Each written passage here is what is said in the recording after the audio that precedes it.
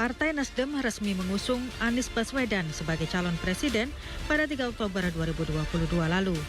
Ini karena dinilai Anies terbaik di antara kandidat calon presiden lainnya yang diusung Nasdem sebelumnya, yaitu Gubernur Jateng Ganjar Pranowo dan Panglima TNI Jenderal Andika Prakasa. Ketua DPP Nasdem Surya Paloh menyebut Anies sosok yang mampu meneruskan pembangunan Indonesia. Ia juga menilai prinsip dan perspektif Anies sejalan dengan apa yang diyakini Partai Nasdem. Dengan mengusung Anies, bagaimana kans Nasdem dan parpol pengusung lainnya nanti di pemilu 2024? Apakah benar mengusung Anies lebih menguntungkan Nasdem pada pemilu 2024 meski taruhannya bisa jadi terancam di sisi kabinet Presiden Jokowi?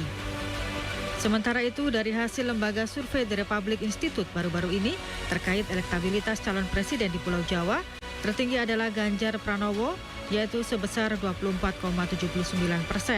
Disusul Prabowo 19,6% dan Anies Baswedan 16,9%. AHY pada 4 besar dengan elektabilitas 4,1%.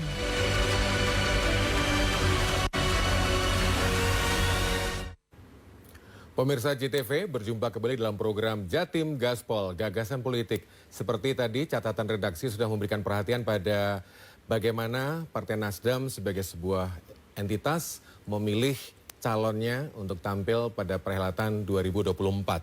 Nah, untuk itu kita akan ngobrol lebih dalam dengan pengurus. Di sini saya hadir Sekretaris DPW Nasdem Jawa Timur, Pak Aminur Rahman, SEME yang sudah rawuh ke studio JTV. Matur nuwun Pak Aminur sudah rawuh ke kami. Assalamualaikum Pak. Waalaikumsalam. Sehat ya Pak?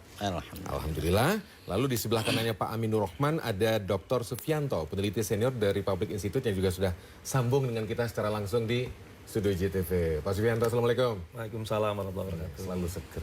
Alhamdulillah. Dan kalau kita bicara soal sosok Anies Baswedan sebagai satu di antara kontestan yang digadang-gadang untuk maju dalam 2024, kita juga bergabung dengan juru bicara DPW P24 Presiden Jawa Timur, Mas Nur Kholis, yang beberapa waktu lalu juga sempat ketemu dengan kita di program Jatim Gaspol. Mas Nur, Assalamualaikum Mas Nur. Waalaikumsalam warahmatullahi wabarakatuh. Alhamdulillah. Seru tadi ya catatan yang dikumpulkan redaksi gitu ya, dengan keputusan Pak Surya Paloh untuk memilih Pak Anies sebagai satu di antara sosok yang diusung untuk agenda 2024. Kalau dari sisi internal partai, Nasdem secara resmi sudah mengusung. Tadi catatan sudah dibuka, mengusung Pak Anies Baswedan sebagai calon presidennya. Tentu Pak Surya Paloh sebagai sosok penting itu punya pertimbangan tersendiri. Bahkan dalam sebuah statement singkat, why not? Kenapa tidak? Gitu. Ini yang membuat saya jadi penasaran. Menurut Pak Amin Rahman, tanggapan dengan pribadi Pak? Ya, jadi Nasdem secara internal sudah melakukan mekanisme pola rekrutmen calon presiden sesuai ketentuan dalam internal Partai Nasdem, yaitu melalui Rakernas. Salah satunya adalah Pak Anies ini di antara 3 calon yang disuarakan oleh kader-kader Nasdem seluruh Indonesia. Ada 3 calon yang terrekrut di situ, ya, Pak Anies, Pak Ganjar, kemudian Pak Andika. Dari mekanisme Rakernas itu, semua peserta mengamanatkan kepada Ketua Umum secara penuh, memandatkan kepada Ketua Umum secara penuh untuk memutuskan di antara 3 itu menjadi satu calon presiden. Karena 3 calon itu baik semua. Ya. Di antara 3 yang baik itu tentu Pak Surya Paloh selaku Ketua Umum melakukan satu ikhtiar lahir batin, ya, bahasa terakhirnya ijtihad politiknya Pak Surya Paloh, akhirnya memutuskan memilih Pak Anies Baswedan sebagai calon presiden Nasdem yang dideklarasikan pada waktu hari Senin yang lalu. Tentu ini semua diharapkan bisa memberikan satu pola baru dalam mekanisme demokrasi yang ada di Indonesia, agar masyarakat juga memiliki kesiapan mental. Bagaimanapun juga kalau mekanismenya sudah berjalan secara organisatoris sudah benar, kemudian demokratisasinya dibangun dengan pendekatan yang lebih rasional, realistis, ya tentu ini akan memberikan pendidikan politik yang positif ke depan.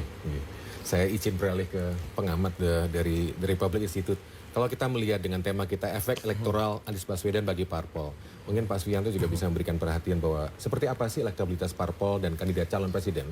Sebab dari hasil survei The Republic Institute juga beberapa waktu lalu kan juga ada angka-angka. Yang tertinggi itu Pak Ganjar. Kalau mudah-mudahan urutannya saya nggak salah. Pak Ganjar, kemudian Pak Prabowo, lalu ada Pak Anies Baswedan dan AHY sebagai sosok di Demokrat itu ada di 4 besar. Kalau menurut Pak Jenengan, Pak Sugianto, keputusan Pak Surya Paloh memilih dengan kalimat why not, gitu. Menurut Pak Jenengan, apakah sudah tepat? Kalimatnya itu kan mengutip Jimmy Carter ya. Why not the best? Why not? Nah, tapi saya sebenarnya kalau dari lembaga survei, dari pengamatan saya sebagai seorang peneliti, saya perlu mengapresiasi putusan yang dibuat oleh Pak Surya Paloh. Artinya Pak Surya Paloh, menurut saya sebagai Ketua Umum Partai Nasdem, itu telah membaca gerakan akar rumput. Bila banyak survei secara nasional, orang selalu mengatakan pemilih Nasdem itu mayoritas memilih Ganjar. Sementara yang memilih Pak Anies terlalu kecil. Tetapi di bulan September yang lalu, di awal September saya melakukan riset voting behavior terkait dengan persiapan Pilpres ke depan. Masyarakat se-Jawa itu 44% pemilih Nasdem itu memilih Pak Anies Baswedan. Sementara yang memilih Pak Ganjar itu hanya 35. Itu artinya Pak Surya Paloh di dalam menetapkan Pak Anies Baswedan sebagai calon presiden dari Partai Nasdem itu tentu bukan sekedar perenungan saja, tapi juga mempertimbangkan aspek gerak keinginan pemilih Nasdem sendiri di akar rumput. Itu data yang saya temukan di Jawa. Kalau kita lihat Jawa, itu kira-kira kan sudah di atas 65% populasi yang ada di pemilih di Indonesia. Itu pertimbangan kalau kita lihat kacamata data riset. Tetapi kalau kita lihat kenapa secepat ini mesti harus ditetapkan oleh Partai Nasdem, oleh Pak Surya Paloh selaku Ketua Umum. Banyak orang mengatakan bahwa kotil efek di dalam pemilu itu sangat penting. Banyak orang mengatakan kalau ngambil calon itu dari luar partai, itu sangat sulit mendapatkan kotil efek. Tetapi kalau saya melihat data ini, pemilih Nasdem yang sudah mayoritas memilih Pak Anies dan ada waktu yang cukup panjang. Ini kan kalau pemilu nanti tanggal 14 Februari 2024 itu kan masih ada waktu hampir 1 tahun lebih ya. Itu artinya ada kesempatan bagi Partai Nasdem juga bagi Pak Anies Baswedan selaku calon presiden yang sudah ditetapkan itu kemudian mengkapitalisasi posisi masing-masing. Jadi Anies Baswedan ya Nasdem, Nasdem ya Anies Baswedan. Nah masing-masing nanti akan memberikan penguatan. Nasdem dapat penguatan dari Pak Anies Baswedan, Pak Anies Baswedan dapat penguatan dari Nasdem. Kenapa? Karena Pak Sugianto, saya kalau bicara soal akar rumput saya juga ingin dengar. Sebagai juru bicara P24 Presiden ini tentu Mas Nur juga punya suara gitu, atau juga mendengar selenting-selenting dari para konco gitu. Seperti apa respon Anda dengan waktu Pak Surya Paloh memutuskan Pak Anies sebagai calonnya? Baik. Terima kasih. Yang pertama tentunya kami sebagai relawan Anies Baswedan itu sangat bersyukur kepada Allah Subhanahu wa taala. Yang kedua memberikan penghargaan yang setinggi-tingginya kepada jajaran Partai Nasdem dengan semua pengurusnya dan semua akar rumputnya yang ada yang telah mendeklarasikan Pak Anies sebagai presiden.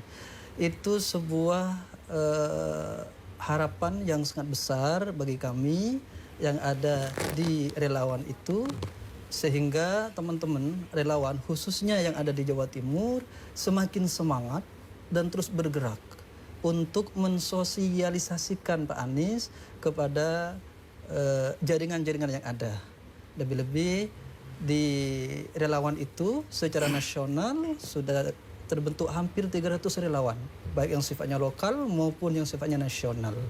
Di Jawa Timur ini sudah ada ratusan. Begitu Nasdem mendeklarasikan, maka semuanya bersujud syukur, menandakan sangat lega dan bahagia. Karena informasi yang beredar itu jangan-jangan nanti Pak Anies nggak dapat tiket nih, nggak dapat partai. Soalnya yang berhak untuk mengusung itu bukan relawan, akan tapi partai politik sesuai dengan konstitusi. Kita nanti dalami.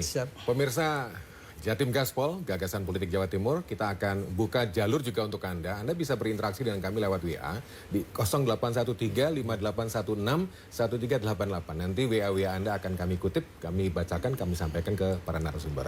Masih bersama kami dalam program Jatim Gaspol, Gagasan Politik Jawa Timur.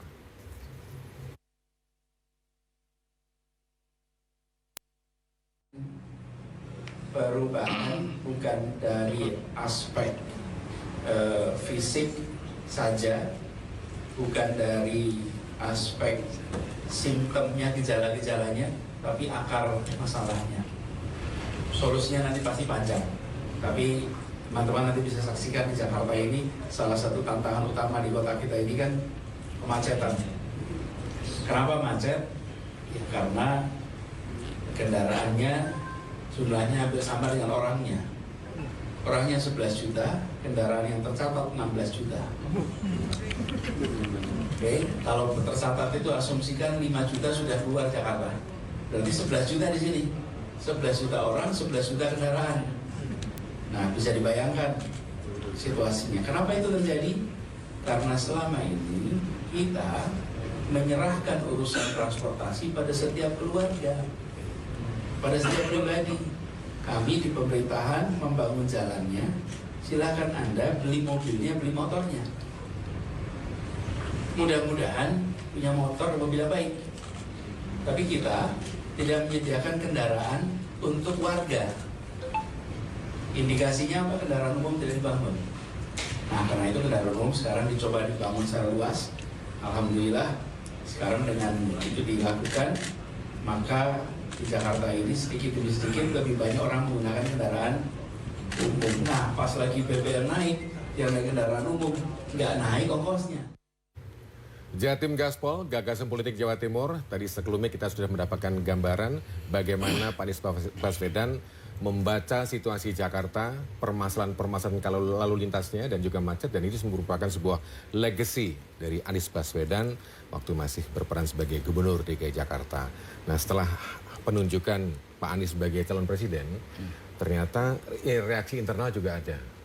Waktu itu ada juga yang sampai di viral di sosial media, ada yang langsung meletakkan kartu anggota. Tapi di sisi lain juga ada yang gabung gitu. Ya. Pak Amin gimana membaca fenomena ini, kejadian di internal Partai Nasdem sendiri? Ya, saya melihat fenomena itu hal yang natural aja ya, alami aja. Karena keluar masuk seorang kader atau simpatisan dalam bergabung dengan Partai Nasdem, saya kira pilihannya apapun itu kita hargai. Kalau toh ada kader yang ingin mengambil pilihan yang berbeda, Ketua Umum kami sangat menghargai dan mengapresiasi. Ya.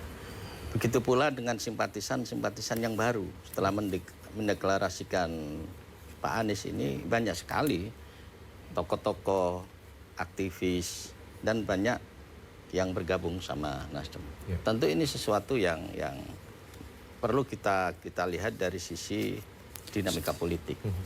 Sepanjang hal itu menjadi bagian dari proses demokratisasi yang sehat, semuanya no problem.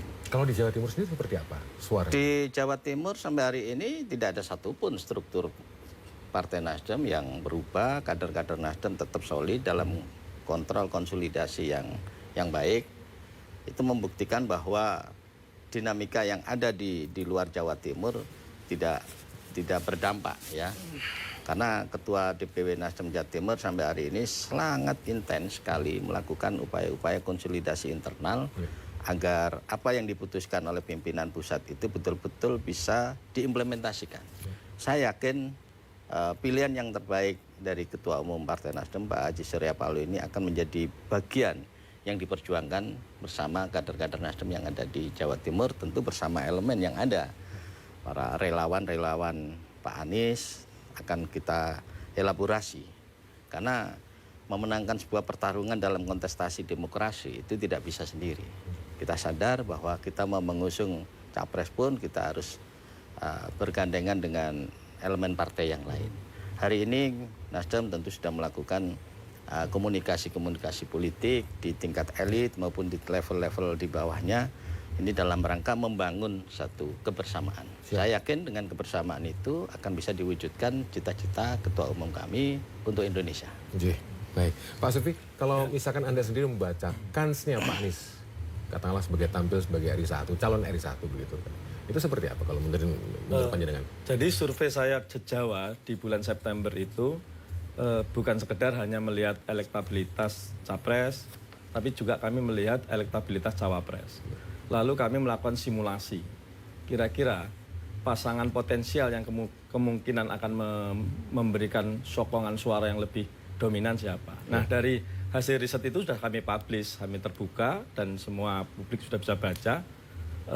Kalau kita lihat elektabilitas capres itu kira-kira kan berpusat pada 3 tokoh, Pak Ganjar, kemudian Pak Prabowo dan Pak Anies. Dan kalau kita lihat didekatkan dengan margin error itu masih dekat-dekat saja. Jadi belum bisa diukur misalnya yang potensial kemudian menang begitu. Kalau sendirian gitu. Karena itu memerlukan sokongan dari cawapres. Jadi pilihan pentingnya bagi 3 tokoh itu harus memilih cawapres. Nah, tetapi Pak Anies di sini diuntungkan. Diuntungkan karena Pak Anies ini bagian yang dianggap misalnya Pak Anies dengan Pak AHY. Karena Pak AHY itu di elektabilitas cawapres dia nomor 2 setelah Pak Ganjar. Artinya kalau Pak Ganjar diposisikan capres, maka elektabilitas cawapres tertinggi adalah Pak Mas Ketum AHY. Nah, kenapa tinggi? Karena 66% pemilih Demokrat sekarang sudah solid ke Ketua Umum AHY. Nah, kalau itu disandingkan, kami punya simulasi 3 pasang, 2 pasang. Kalau begitu misalnya 3 tokoh itu bertarung, kalau 3 pasang itu pasti harus ada 2 putaran. Karena tidak ada yang dominan sampai memenuhi undang-undang pemilu yang harus 50% plus 1, tidak ada terpenuhi. Karena memang rentangnya ini sangat dekat semua. Cuman memang kalau pilihan cawapres itu benar sesuai dengan yang bisa menambah suara, itu bukan tidak mungkin. Kalau kita lihat misalnya simulasi yang saya lakukan antara Pak Ganjar dengan Puan, antara Pak Prabowo dengan Pak Muhaimin, antara Pak Anies dan Pak AHY, itu nilai tertinggi ada di Pak Anies AHY. Iya, sama seperti yang saya tanya pada Pak Amin, kalau misalkan di Jawa Timur sendiri seperti apa petanya? Nah, Jawa Timur hasil simulasi kan ini se-Jawa.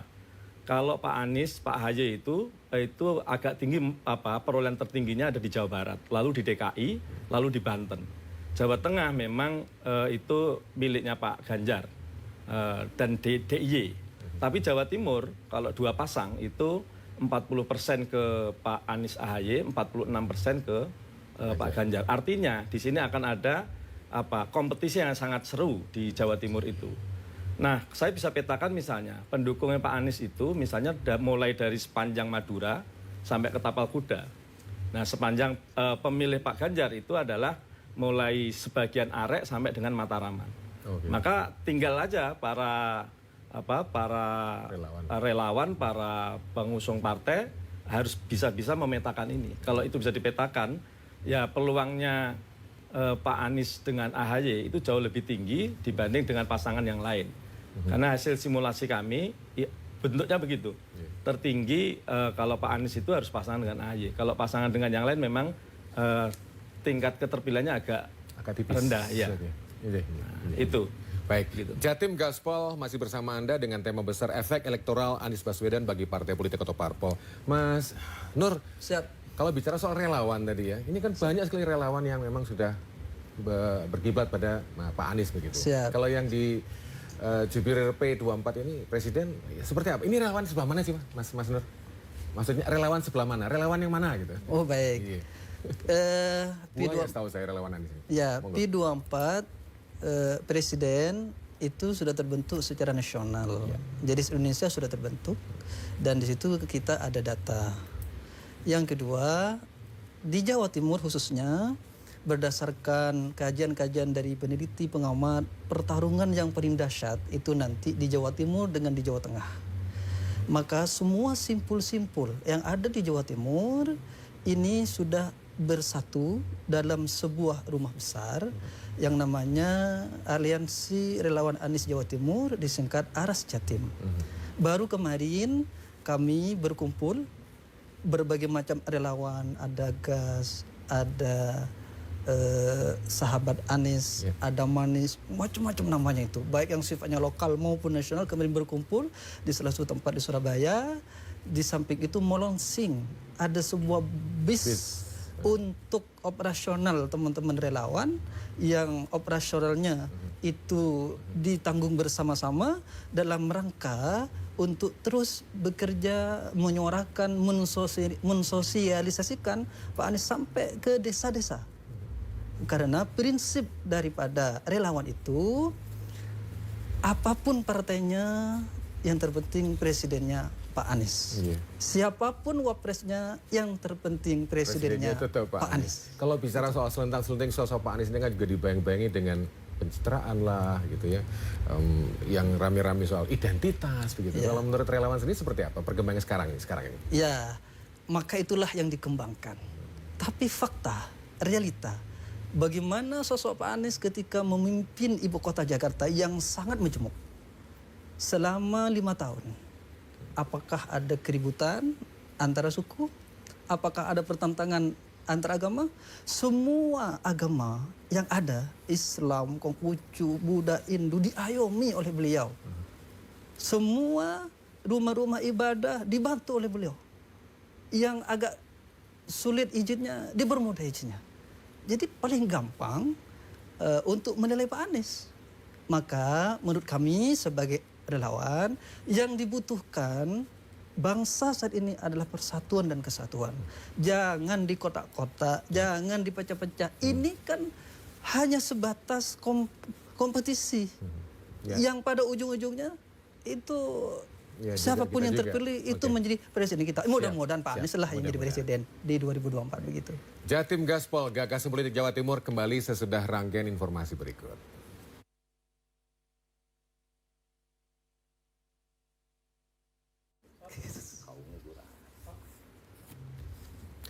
Jatim Gaspol, Gagasan Politik Jawa Timur kembali bersama Anda dan kita masih kumpul-kumpul ngobrol-ngobrol tentang efek elektoral Anies Baswedan bagi partai politik parpol. Ada Pak Amin, Pak Aminur Rohman, SEME, Sekretaris DPW Partai Nasdem Jawa Timur. Pak Amin dan Sewu, kalau bicara soal utak-atik ini, tadi kan Pak Sufi juga sudah memberikan gambaran bahwa kalau disandingkan dengan AHY, kita juga tahu bahwa Nasdem, Pak Anies juga sudah mulai sowan atau sambang-sambang ketemu-ketemu dengan Pak AHY.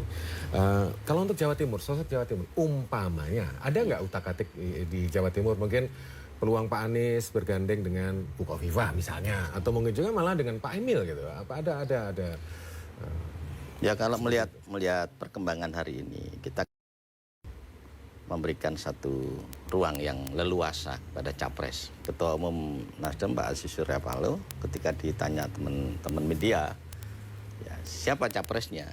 Ya, ya. Jawaban Ketua Umum, ya kita serahkan penuh kepada capresnya. Kita tidak mungkin mengawinkan secara paksa ketika yang bersangkutan tidak ada chemistry yang cocok di antara keduanya. Itu kan membahayakan, karena ini yang dipimpin Indonesia. Masa depan bangsa, masa depan pembangunan ke depan, itu tidak boleh dipertaruhkan hanya karena ingin memaksakan. Oleh karena itu, di Jawa Timur, dalam proses mencari sisi elektoralnya cawapres, agar kompetisi dalam kontes demokrasi ke depan itu memberikan kontribusi positif untuk kemenangan pasangan capresnya Anies, tentu Ketua Umum dengan jajaran elit partai dan jajaran akar rumput ini akan selalu ingin mendengar.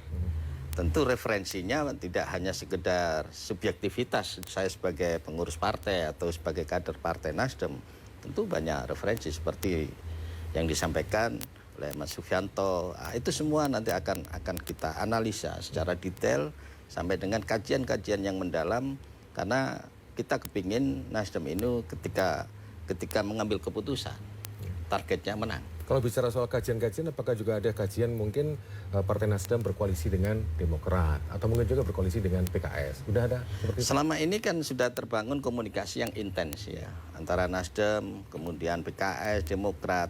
Elit kita sudah melakukan komunikasi yang intensif. Tinggal mengkonkretkan formulasinya, pasangan ini siapa.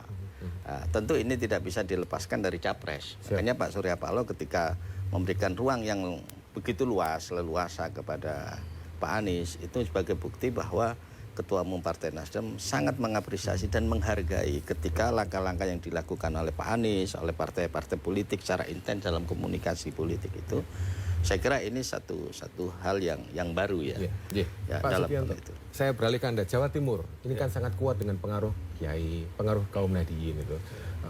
Peluang Nasdem dengan sosok Anies sebagai capresnya seperti apa, Pak? Apakah juga sudah ada kajiannya?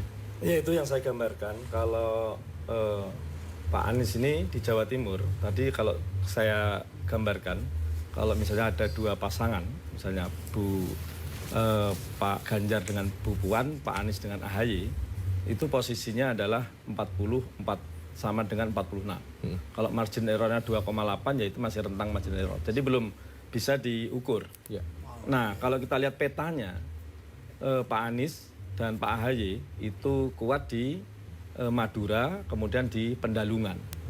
Nah, itu kuat sekali itu, sebagian arek. Yeah. Arek ini hampir beririsan.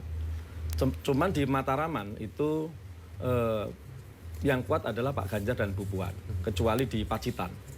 Nah, kecuali di Pacitan itu Pak Anies dan Pak AHY. Nah, tinggal ini saja memformulasikan. Tapi saya perlu beri apresiasi ya kepada Pak Surya Paloh dan pada Partai Nasdem. Jadi menempatkan Pak Anies itu capres. Jadi diberi ruang misalnya mau masuk Nasdem monggo, tidak masuk juga nggak apa-apa. Itu artinya kan ruang kebebasan. Apalagi diberi keleluasaan memilih calon wakil presiden misalnya. Nah itu artinya Nasdem meletakkan positioning capres itu ya dalam kehormatan yang cukup tinggi begitu. Nah artinya posisi kehormatan marwah sebagai capres itu diposisikan sebenarnya. Keputusan Partai Nasdem untuk menentukan capres ini apakah juga berpengaruh pada posisi Partai Nasdem sebagai sebuah partai dengan Pak Jokowi gitu? Karena kita tahu Pak Jokowi juga punya pengaruh di partai-partai. Nah kalau itu kan sudah dijawab oleh Pak Surya Paloh ya. Mungkin dari perspektif pengamat sudah dijawab Pak Surya. Tetapi kalau saya melihat pertimbangan Pak Surya Paloh dan Partai Nasdem ini kan di samping tentu ikhtiar untuk menghadirkan seorang pemimpin yang diyakini itu pemimpin yang baik yang dalam ukuran penilaian Partai Nasdem itu selalu disebut-sebut ini untuk kepentingan bangsa yang paling tinggi gitu kan. Nah itu artinya kan sudah diikhtiarkan.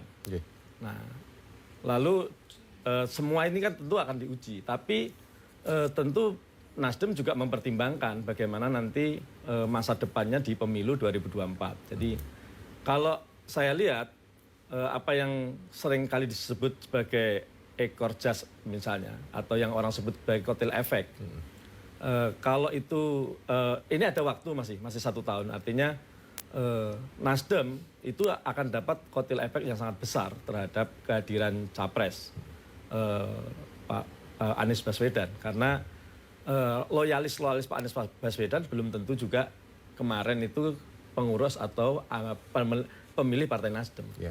Nah sebaliknya juga pemilih Partai Nasdem itu yang ketika di Pilkada DKI kan tidak ke Pak Anies. Nah itu bisa juga menguatkan Pak Anies. Jadi sebenarnya kerjasama ini menjadi mutualisme, saling menguntungkan. Bagi Pak Anies juga menguntungkan Nasdem, Nasdem juga menguntungkan Pak Anies. Kalau relawan gimana? Karena kan tadi seperti dikatakan Pak Supri bahwa relawan itu juga terbagi-bagi begitu ya. Monggo Mas Nur, gimana sekarang kalau di Jawa Timur sendiri? Dalam hal apa? Dalam hal untuk menguatkan bahwa Pak Anies memang sosok yang harus disukseskan gitu. Ya, sebelum Partai Nasdem mendeklarasikan itu, relawan itu sudah terus bergerak dan terus melakukan kegiatan-kegiatan. Bahkan ada beberapa program dari teman-teman relawan itu yang silaturahim ke partai-partai politik, diantaranya ke Nasdem, ke Demokrat, ke PKS, dalam rangka untuk memberikan suaranya, memberikan masukannya. Alhamdulillah, Partai Nasdem sudah memberikan pelajaran politik kepada kami, masyarakat awam ini, bagaimana berpolitik, bagaimana berdemokrasi. Mudah-mudahan dalam waktu dekat, karena kami juga dapat informasi di bulan depan, bulan November akan mengadakan deklarasi. Mudah-mudahan komunikasi yang dilakukan oleh Partai Nasdem dengan partai-partai yang lain nanti bisa berjalan dengan baik, bisa berjalan dengan sukses, sehingga nanti deklarasi bersama itu bisa dilaksanakan. Karena kalau Partai Nasdem sendirian atau berdua pun belum cukup kursinya ya. Jadi harus ada 3 kursi minimal. Dan mudah-mudahan barangkali partai-partai yang lain nanti bisa bersama-sama dengan Pak Anies. Karena diakui atau tidak diakui, Pak Anies top dan sukses memimpin Jakarta selama 5 tahun ini. Siap. Untuk Mas Nur, Pak Supri dan Pak Amin, sebentar saya baca nyelipkan WA yang sudah masuk. Ini mengalir deras banget ini. Terima kasih untuk para pemirsa JTV. Ada Pak Agus, ini nampaknya dari Magister Politik Unair. Apa indikator konkret yang bisa meyakinkan pemilih untuk pilih Anies tunjukkan keberhasilannya. Sementara permasalahan di Jakarta justru amburadul, banjir, macet makin parah, intoleransi dan lain-lain. Mungkin nanti bisa. Tadi kalau nggak salah dijawab Mas Nur tadi sebagai relawan. Terima kasih untuk Pak Agus, kawan-kawan dari Magister Politik Unair. Lalu ada juga apresiasi dari Mama Mita Lamongan. Ya. Ini relawan Anies P24 Presiden mengapresiasi Partai Nasdem atas deklarasinya mengusung Pak Anies. Semoga partai-partai lain segera merapat menyusul Partai Nasdem. Amin. Terima kasih untuk Mama Mita di Lamongan. Izinkan saya juga memiliki WA lainnya. Kami sebagai relawan Anies P24 Jawa Timur mengapresiasi Partai Nasdem yang mengusung Anies Baswedan sebagai bakal calon presiden 2024-2029. Kemudian ada Pak Sudirman, Jember. Pak Sudirman, terima kasih untuk apresiasinya sebentar. Terkait dengan bobroknya penegakan hukum di Indonesia saat ini, rakyat membutuhkan perubahan total. Wah, luar biasa. Untuk itu, saya menawarkan gagasan bagaimana bisa memenangkan Pilpres mendatang dengan lebih mudah. Jika Bapak berminat, mohon hubungi saya. Wah, ini malah pro. Menampak ini Pak Dirman. Aduh, terima kasih. Tapi mudah-mudahan ini juga nanti disambut oleh partai-partai siapapun yang mungkin tertarik juga untuk demi kemaslahatan bangsa kita bersama-sama. Ada seorang peserta dari Wagiman, dari Gresik, dari Wagiman. Pak Wagiman Gresik, terima kasih. Saatnya rakyat Indonesia bersatu untuk Indonesia. Sepakat bersama Pak Anies Baswedan. Terima kasih Pak Wagiman Gresik yang bersama-sama kami. Dan terima kasih untuk peluangnya bergabung. Mungkin Pak Amin bisa singkat dulu menanggapi respon dari Ya, dari semua yang disampaikan melalui WA kaitan dengan prestasi Pak Anies. Mungkin saya tidak akan membuka secara detail ya, karena nanti pasti ada unsur subjektivitas menilai karena saya pengusung.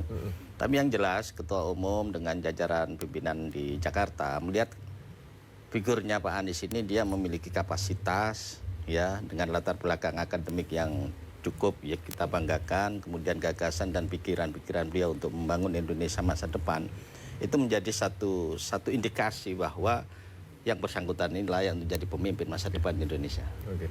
Saya geser lagi ke Mas Nur. Mas Nur, ini banyak pemirsa JTV yang memberikan perhatian pada sepak terjang Pak Anies masa masih menjabat sebagai Gubernur DKI Jakarta. Antara lain tentang beberapa kasus. Saya nggak usah merincikan kasus-kasusnya. Ada yang ya tadi soal macet, soal transportasi dan segala macamnya itu juga sudah saya sentil. Tapi ada beberapa pemirsa JTV yang melihat kalau Pak Anies terlibat dugaan kasus korupsi dan seterusnya. Dan ini relawan sendiri seperti apa? Dengan bayang-bayang kisah yang tetap bermunculan di sosok Pak Anies, seperti apa relawan melihatnya? Ya, saya kira bagi masyarakat sekarang sudah ada media. Media itu luar biasa ya.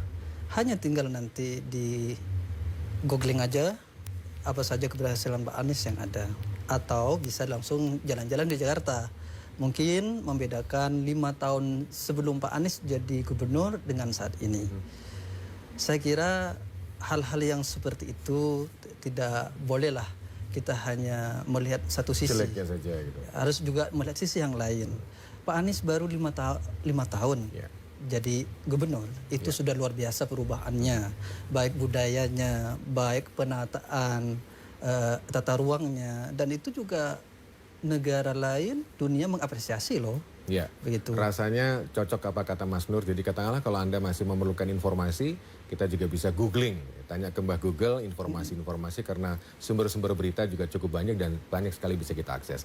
Pemirsa JTV, kita masih bersama dalam program Jatim Gaspol, Gagas Politik Jawa Timur. Kita kembali sesudah rangkaian informasi berikut ini.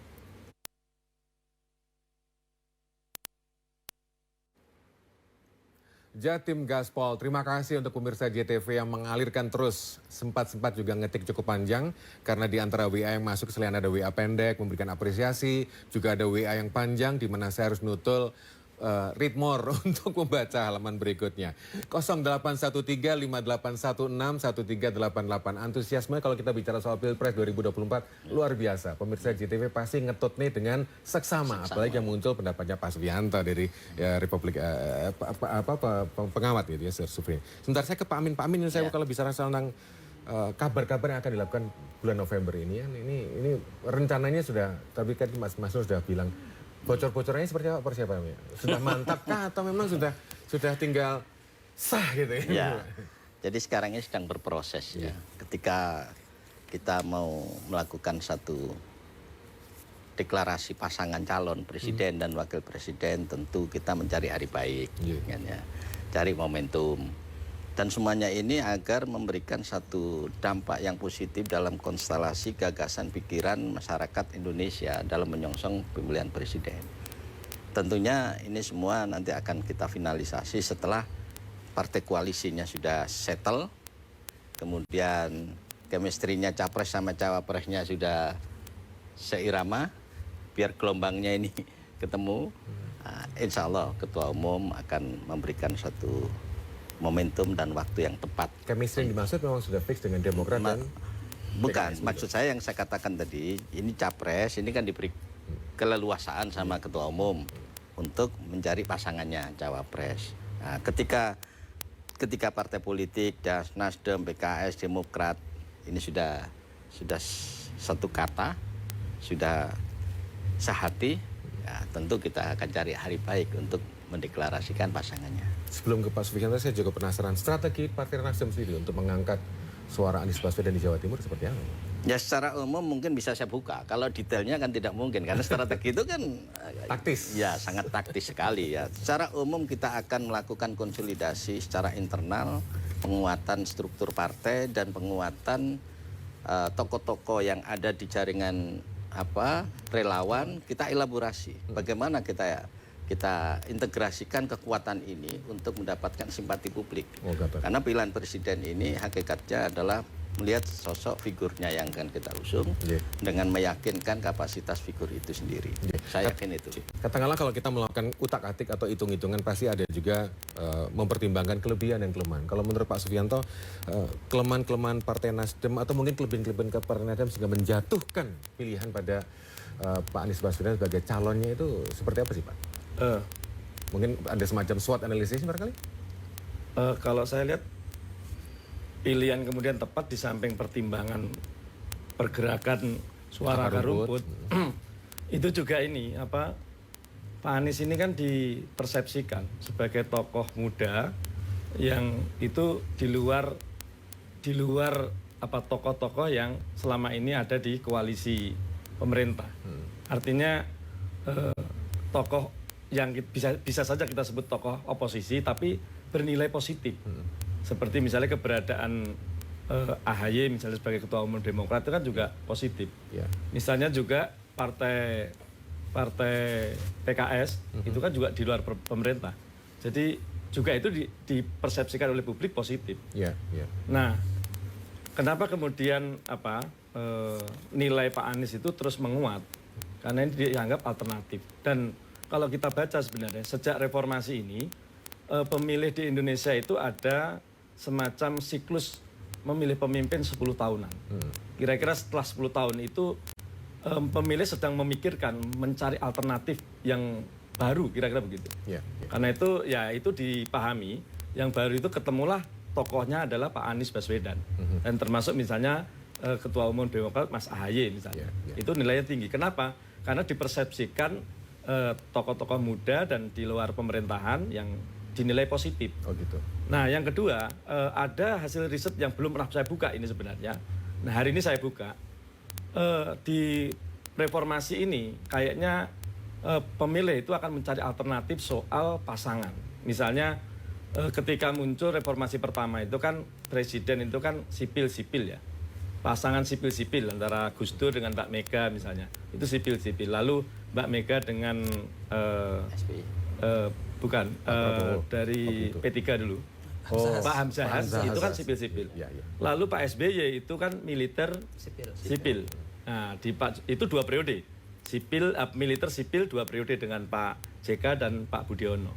Lalu Pak Jokowi itu kan sipil-sipil lagi.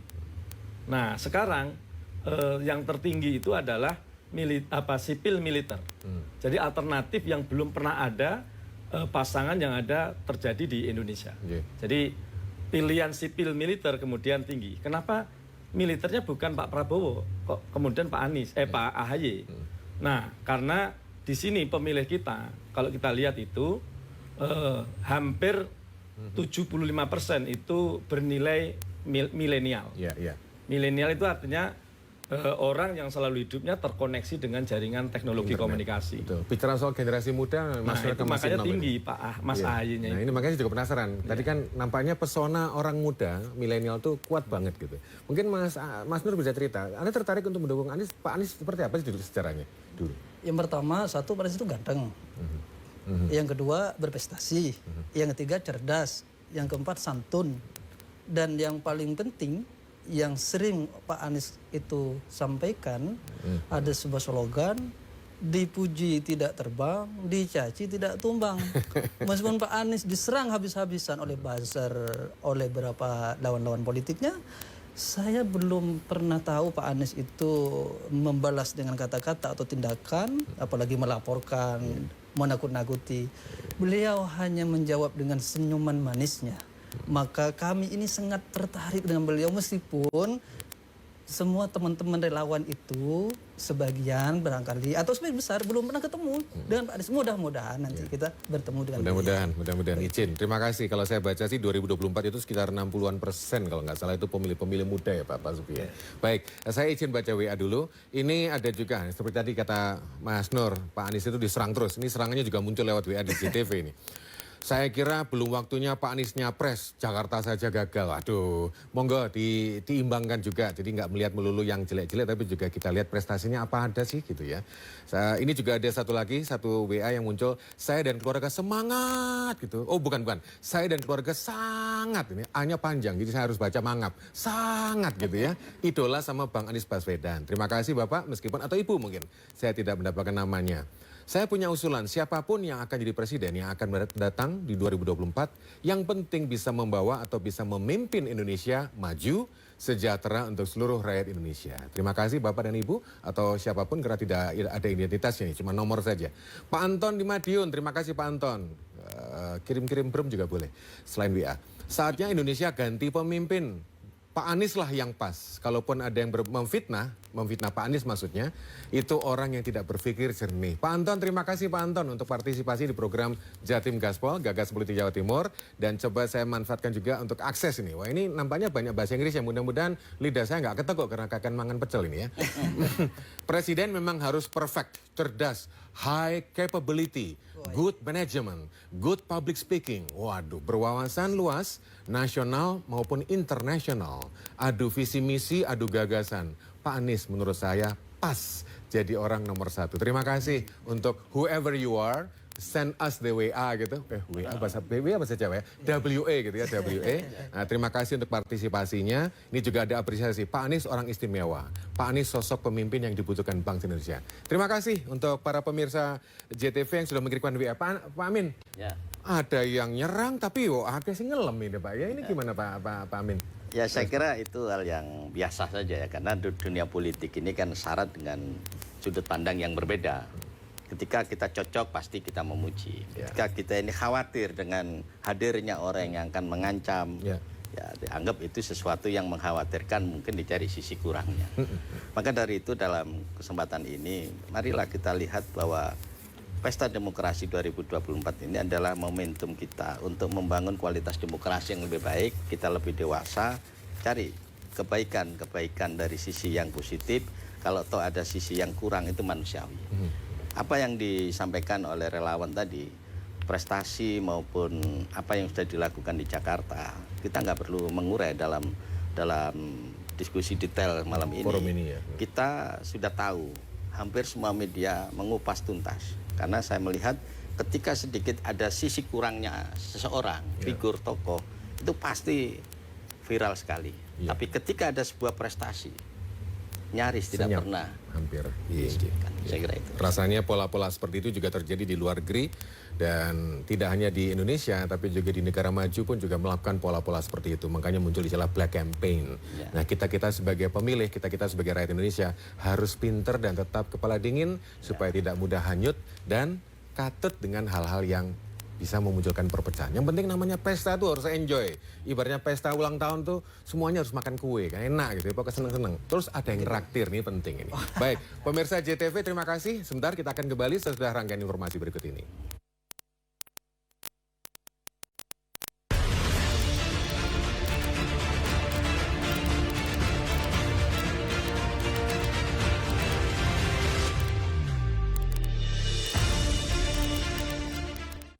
Kiai itu kewajibannya tidak untuk diteladani, tetapi untuk mengajak umat supaya meneladani Kanjeng Nabi. Barang siapa memuliakan orang alim, dia berarti memuliakan Nabi. Memuliakan Nabi berarti memuliakan Allah. Dan yang barang siapa memuliakan Allah, maka baginya adalah surga. Ngaji bareng Gus Miftah. Nambah imane, nambah ilmune. Acara ini dipersembahkan oleh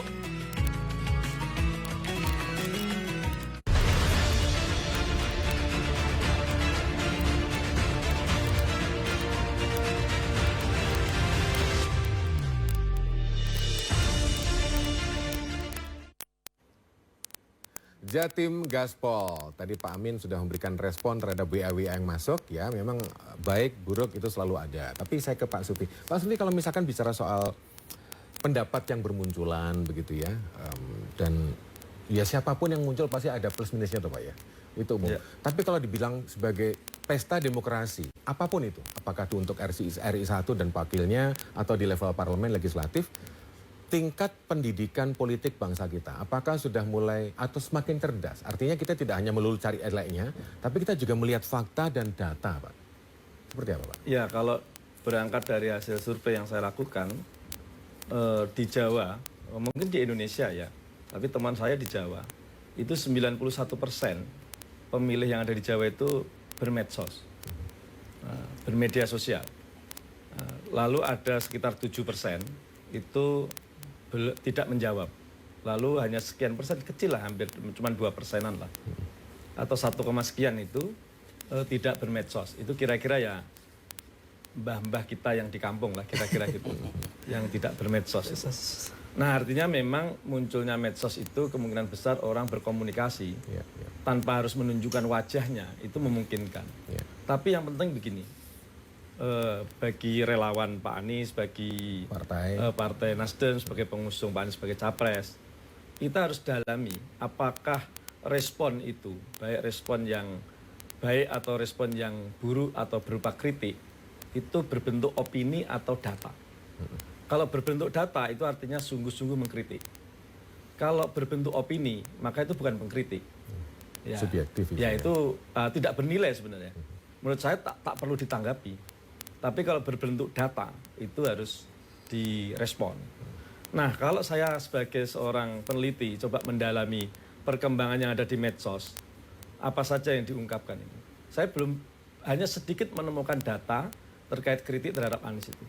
Tapi mayoritas itu adalah opini. Opini publik yang tentang membangun Jakarta, membebaskan Jakarta. Hampir coba dicek, itu semua adalah opini, bukan data. Nah, kalau mau mengkritik sebenarnya harus data. Jadi ada bisa diukur, bisa dinilai. Tapi kalau opini apa yang mau dinilai? Itu kan suka-suka orang. Apalagi masyarakat kita ini terhadap media sosial kan masih euforia. Ya biarkan saja. Nah, begitu saja menurut saya ya. Jadi untuk Partai Nasdem terhadap kritik yang sifatnya opini sebagai pengusung capres nggak perlu panik, santai-santai saja. Apalagi lah kalau begitu ya. Apalagi Mas Nurkolis selaku relawan. Mas Nur, saya yakin pasti Anda bisa tersenyum dan tertawa lah melihat biar saja. Tapi dengan rekan-rekan relawan Jawa Timur lainnya nanti yang mendukung Anies Baswedan seperti apa responnya? Apakah mereka juga reaktif atau mungkin sepaham dengan Anda? Silakan. Alhamdulillah relawan Pak Anies itu cerdas dan berakal sehat. Dan sopan, santun, sesuai dengan apa yang dicontohkan oleh Pak Anies. Jadi apapun itu yang bersifat opini atau kritikan atau apapun itu tentunya akan kami tampung. Kalau memang ada waktu untuk memberikan jawaban atau klarifikasi akan kami jawab. Yang paling penting bagi relawan itu karena di Jawa Timur salah satu tempat pertarungan yang paling seru tentunya, dan pemilih di Jawa Timur ini lebih banyak di pedesaan ketimbang di perkotaan. Kita terus terang memperkuat jaringan sampai ke desa-desa, sampai ke pelosok, sampai ke kampung-kampung. Karena masih ada desa-desa itu yang kadang-kadang sinyalnya kurang bagus. Sehingga ini membutuhkan pemetaan-pemetaan mana desa-desa kabupaten yang memang dibutuhkan oleh relawan untuk mensosialisasikan Pak Anies. Apa yang dilakukan oleh Pak Anies yang di Jakarta itu selalu semuanya adalah berkolaborasi, Ya. bersama-sama. Iya. Oleh karena itu harapan kami partai-partai pengusung nanti bisa berkolaborasi Kolaborasi. dengan relawan, bersama-sama saling mengisi. Jangan sampai nanti justru yang terjadi bersaing yang tidak sehat. Saling telikung gitu ya. Ya, Oke. karena tujuannya sama. Siap. Yang diusung adalah Pak Anies. Begitu pula dengan banyaknya relawan-relawan yang bermunculan. Arahnya itu sama-sama pingin menyuarakan Pak Anies. Yang paling utama saat ini adalah bagaimana Pak Anies mendapatkan tiket dulu sebagai calon presiden. Kalau nanti sudah resmi, jelas didaftarkan kepada KPU, barulah nanti kita akan melakukan gebrakan-gebrakan yang luar biasa. Pak Amin, gimana Pak Amin menanggapi situasi seperti itu? Kita tahu bahwa ada beberapa partai masih belum secara terang mendeklarasikan sosoknya. Tapi Partai Nasdem sampun.